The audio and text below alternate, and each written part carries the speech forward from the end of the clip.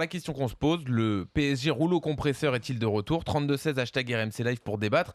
Juste avant, Paul Georges, Verratti dit on avait perdu le respect des adversaires. Est-ce que vous vous disiez, bon, ce PSG-là, il est peut-être un peu plus prenable que celui des années d'avant?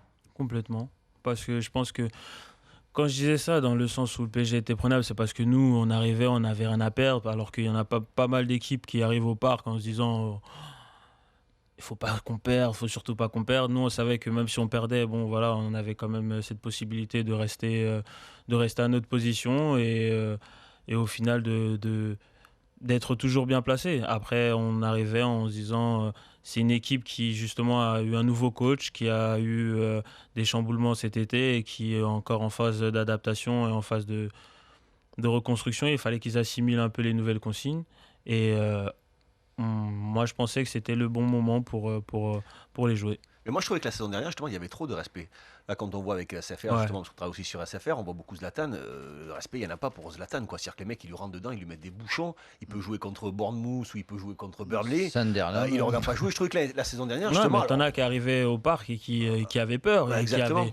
Ça, en général, tu voyais souvent pas mal d'équipes qui changeaient leur formation quand ils allaient à Paris et qui jouaient en 5, en 5-3-2 ou des trucs comme ça. Et au final, à chaque fois, ça payait pas. Après là, le problème qu'on a connu hier, c'est que je trouve qu'on a quand même, par moment en première mi-temps, on a su faire du jeu, avoir gardé la conservation dans leur camp. On a pu se créer des débuts d'occasion, mais après on jouait mal les coups. Et surtout, là où on a pêché, c'est qu'on leur a donné 2 buts faciles à la mi-temps. Et c'est vrai que face à une équipe comme le PSG, si tu leur donnes des buts faciles comme ça, eux ils t'en donnent pas déjà. Si toi tu leur en donnes et que t'es à l'extérieur, c'est forcément plus compliqué de revenir dans le match. C'est peut-être ça, d'ailleurs, c'est peut-être ça le point fort aujourd'hui du Paris Saint-Germain, c'est peut-être sa défense. Ouais. Voilà. Parce que, bon, alors des fois, ils concèdent des occasions. J'ai vu contre Bâle, ils prennent 4 poteaux. Mais j'ai l'impression. À l'aller, contre Ouais, Bâle. à l'aller, Au ouais. retour, c'était mieux. J'ai l'impression que voilà, aujourd'hui, peut-être que leur point fort, c'est la défense. Quand elle sera à 100% avec Corrier, avec Kurzawa côté gauche, et les deux de l'axe qui sont juste monstrueux. Areola qui commence à prendre ses marques. Voilà, peut-être que ça sera le point fort de cette équipe, au-delà de son milieu de terrain. Peut-être aussi parce que ceux qui sont devant n'ont pas été au niveau au niveau qu'on attendait depuis le début de la saison. Lucas, Di Maria, ça a peiné, quoi. Et il y a Cavani qui a trouvé son rythme assez rapidement, même s'il a été pas mal critiqué et qu'il a manqué pas mal d'occasions.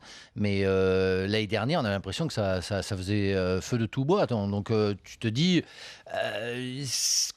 comparer le Paris Saint-Germain de l'année dernière et le Paris Saint-Germain de cette année, c'est difficile parce que devant, ça cartonnait l'année dernière, alors que cette année, c'était plutôt au ralenti. Et puis même le milieu de terrain, c'était le point fort. Et puis là, bon, ça tâtonne. Voilà, ils sont 4 pour 3 places. Alors ils arrivent à avoir un turnover. C'est peut-être un des seuls endroits où il y a un vrai turnover avec le poste des latéraux. Le reste, je ne sens pas un vrai turnover.